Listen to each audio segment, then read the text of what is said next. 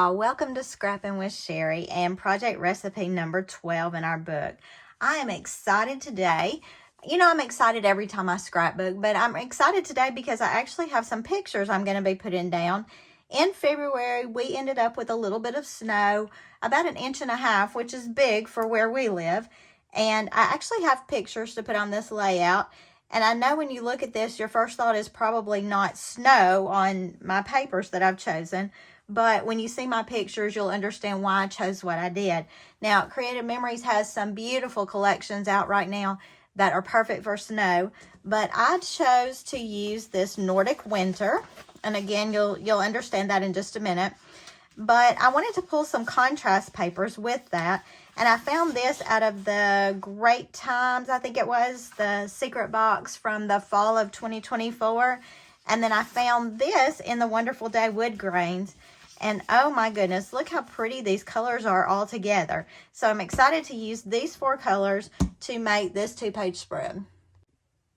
Now, when I look at this, one thing I'm noticing right off the bat is there's nothing real special about this except they've done a punched border here. I have a pre-cut laser border, so that part is not going to be an issue.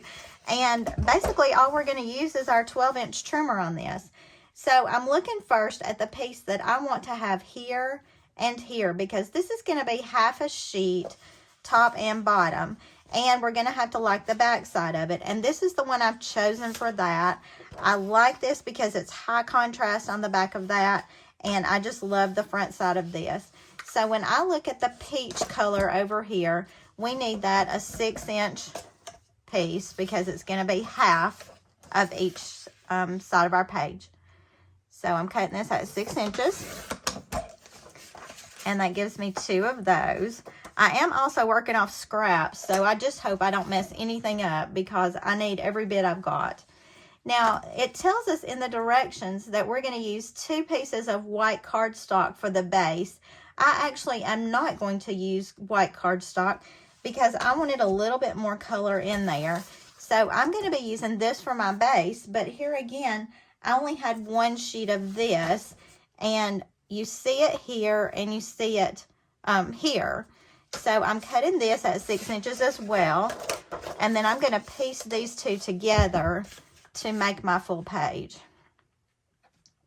And you'll see how I'm working that in just a minute. Now you could use just a sheet of white cardstock or a sheet of any colored cardstock for your base to build this page on. I just didn't want white behind my pictures because they are snowy pictures. So let's see what else we need. It calls for a punched border that's 1.5. I don't need the punched border. Then there's a 2-inch border that's wider. And because I'm going to be layering a laser border on this, let me pull it out and I'll show you what I'm going to do. I'm going to start with this 2-inch. And for that, I'm going to use this wood grain paper because I want high contrast here. So I'm going to cut this at 2 inches. And I'm making 2 of these because it's going across the double spread.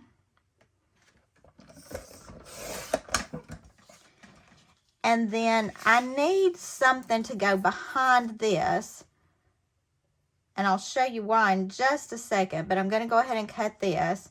And if I'd punched a border, this would be very different. This wouldn't play out the same way. But I'm going to cut this at 3/4. And that just gives me a tiny little thin border behind there.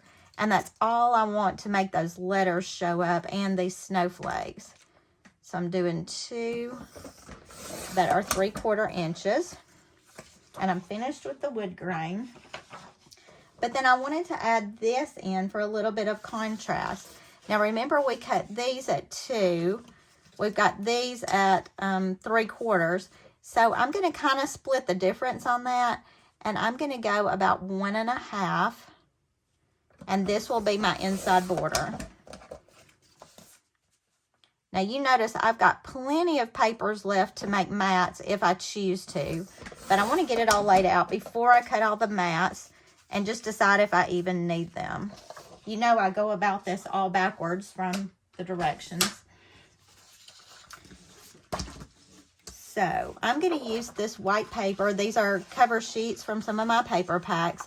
And I'm going to build my page on this. So we need these 2 sheets. The ones that we're going to fold down are going to be here and here. And then this is what I'm going to be using for what would be considered my background. So I'm going to put those there and there. And let's just go ahead and tape these while we're at it. We know this is where they are going, so let's get them taped down and then we can move on.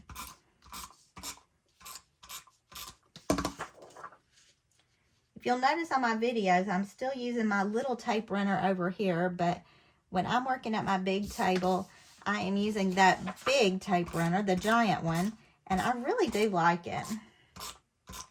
Now, one thing I have not done yet is folded that corner down, so I didn't put tape on that corner. Thank goodness I thought of it while I was working. But I'm just going to fold this corner down just a little bit. And I don't really love that white behind there, so I may end up doing something different with that. And let's see, this corner is going to fold up. Now, I was super excited that we finally got snow in the place where I was. I've missed it 2 different times between my house and my daughter's house because they had snow one time when we were home, and one time when we were visiting her, there was snow at my house. So to get a little bit of snow was very exciting to me. Now, it's not a big deal to most of you because it's not even real looking snow. Just a small little snow. Didn't even cover the ground completely, but I sure was excited to wake up to it. Now let's go ahead and build our borders on this. And I'm going to start by building this part. This is going to cover up my seams on here.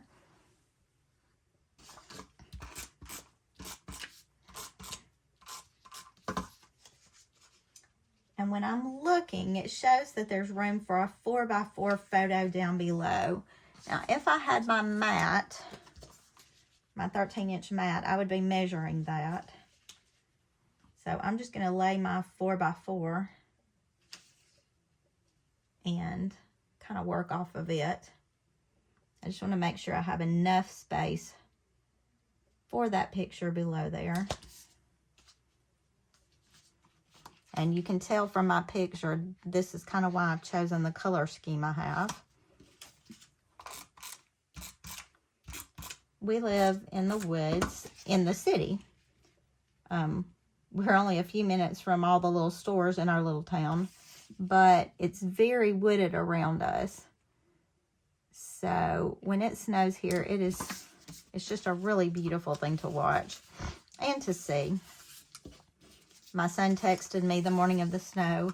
He was going to work and he said, "Did you get any snow?" And I said, "Yeah." I sent him a few pictures and he said, "Oh, the woods look beautiful when it snows, don't they?" I guess it's a little bit different when you live in the city, and I mean, I'm sure it's still pretty in some ways, but there's just nothing like the woods and the snow to me.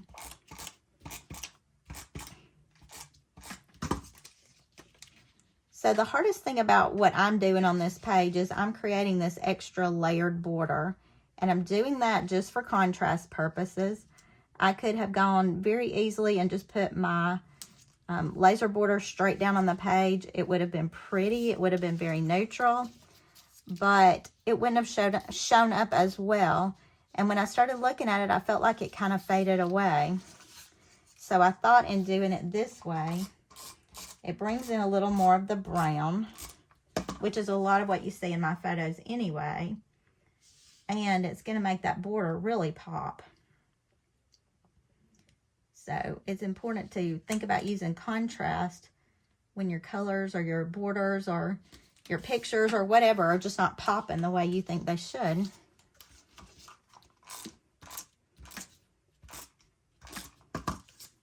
That was also probably one of the hardest things about choosing the paper to use for this page, was the fact that I wanted something with a nice contrast on the back side, and so many of them were very tonal.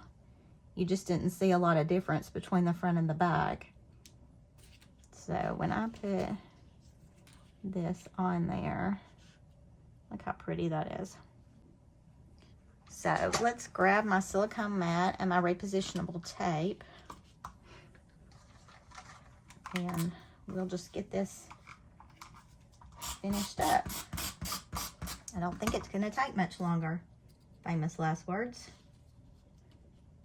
And I am right near the end of what I have for this particular collection. So I've had a hard time finding any embellishments, stickers, anything to go along with this. So I don't think there'll be much of that. You know me, I'm fine with that. I like having just the paper and the pictures, and several of you have mentioned lately that you like the fact that the pictures are the stars. I would agree with that, although I do love me some embellishments and some foam squares too. All right, so that's what we've got so far. But you know, the pictures are what's going to make it. So let's get some pictures on here. So I've got that one. That's just of my house in the woods. And I could have developed that as a larger picture.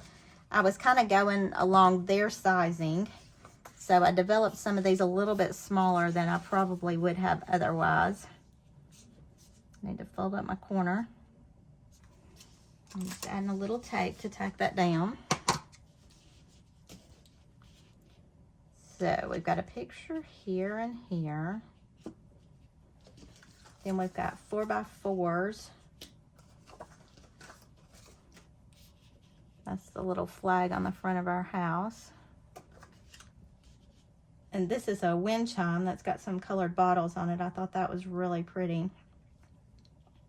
You know, what I'm seeing is one thing that we are lacking that I think we're going to need are these little dividers here and here specifically. So that's O and P.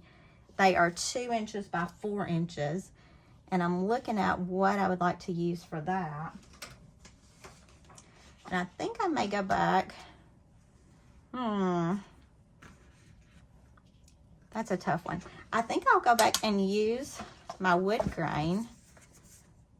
And I think I could even go a little bit wider than 2. I think I'm going to go 3. But I do know my photos are 4 inches tall, so I want to keep that part at 4.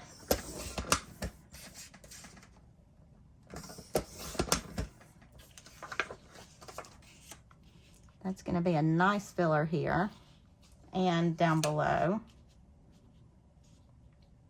But let's go back maybe and pull some of that green in there as well. This is where it would be so very useful if I happen to have any embellishments left. So let me pull this and let me think. We went 3 by 4. So I'm going to go about 2.5.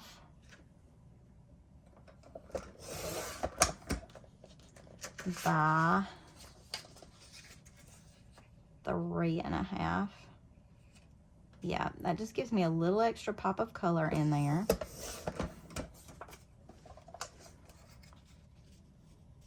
I like having that green in there because you can see in my pictures it's really lots of browns and greens. And I'm thinking while I'm at it, I'm going to add just a little piece of this right back there. Let's see how wide that is. That's almost 5, so we can do that at about 2.5.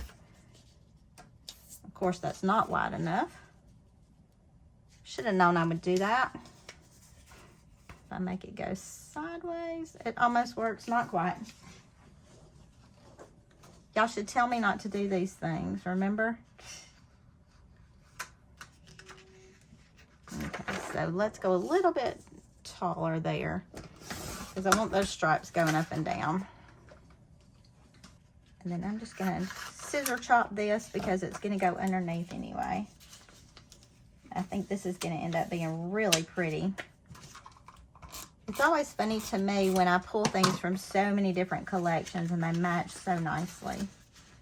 And all these colors are really good together, which is surprising to me. Nordic Winter has been out for a while, but man, it's pretty with this other stuff. Look how pretty that is. I'm loving it. That one's going to need some help. I can just see that already. But let's get all this stuck down. All of the snowy collections that I had looked at were in blues and reds and colors that just didn't really work with these photos.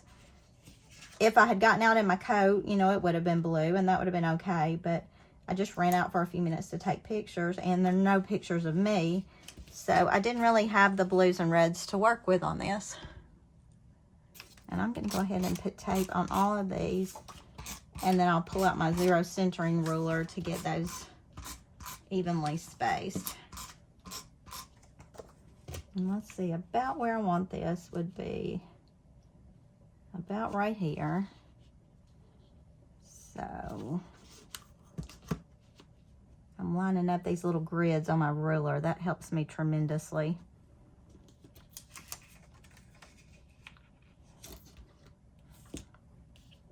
And anytime you're trying to line up 3 of something on a page, if you'll do your 2 outsides and kind of make them equal distance to the outside edge first.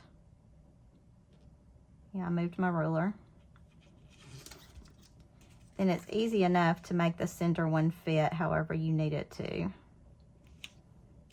And that is just a touch close. I'm going to go a little bit further over with these. The idea did show a lot of extra space here at the top. I just didn't really want all that space. It seemed like a lot of wasted area to me. And I think the decoration being just a touch bigger really adds something to that. And let's look down here. This space is going to be smaller because of how I put my border down a little bit lower.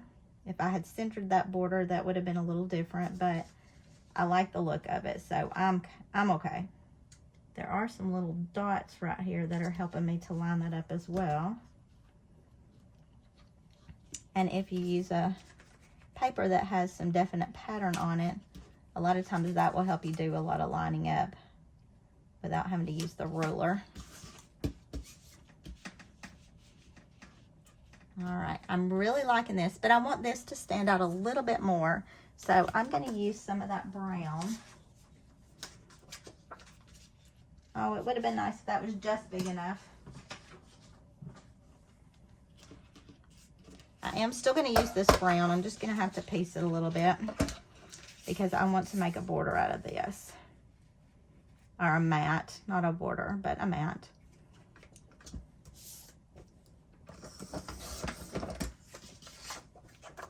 I really want the picture of our house to stand out just a little bit more because, you know, that's special. Everybody has their own pictures of the snow, but everybody doesn't have a picture of my house in the snow, and so that's important to me. And I'm going to go up a little, but I'm going to keep a pretty good sized border on this because I've got plenty of space.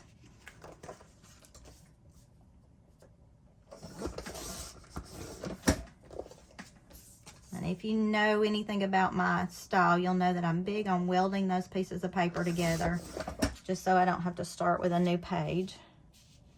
And what are we thinking? Now, I do think this bottom one also needs matting. Here's what I have left in that color.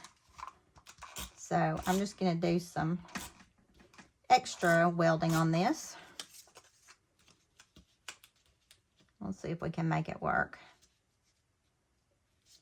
I would say it's fine, I'll cover it up with an embellishment, but there again, I don't really have many embellishments for this collection. I may have to see if I've got a few things though, just to pull it all together. And since we did use parts of different collections, it may be that in some of the other collections I have something about home or something like that that would work. You can tell my welding kind of came apart right there. All right, let's trim this one down a little.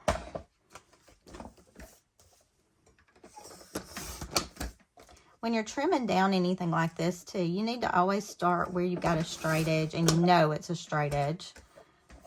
If you start from a crooked edge, all you're going to do is continue to have a crooked edge. And then when you rotate, be sure you're rotating to the last straight edge. I think most of us do that habitually, but if you don't think about it, sometimes you may rotate the wrong direction and then you have a crooked edge that builds everything crooked.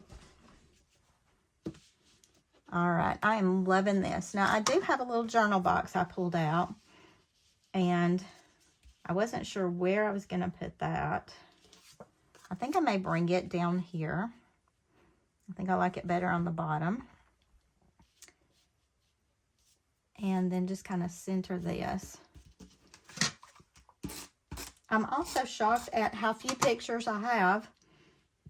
I think there were a couple more that I took, but they look so similar. I just decided I didn't need them all. And if this were a snow event, just put that down crooked. If this were a snow event where I thought, well, it's going to be around for a few days, I might wait before I chose the pictures for this page. But it was easy enough because the snow was already melting by the time I took pictures. So I knew that I wasn't going to have a lot of pictures of the event.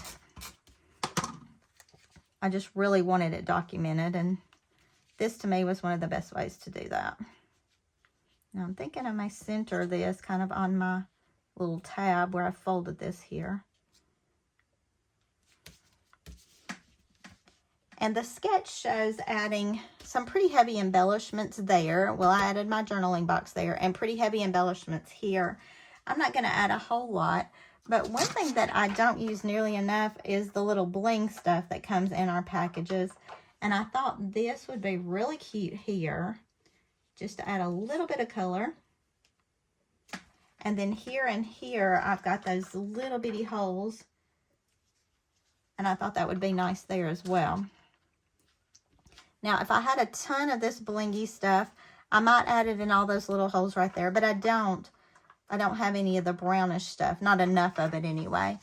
So I think that's where I'm going to stop with this. I'll do my journaling with the date and all that, but this page is finished. This is project recipe number 12 in your book. It's on page 28. Can you believe we're 12 weeks into the year already? And until I see you next time, happy scrapping.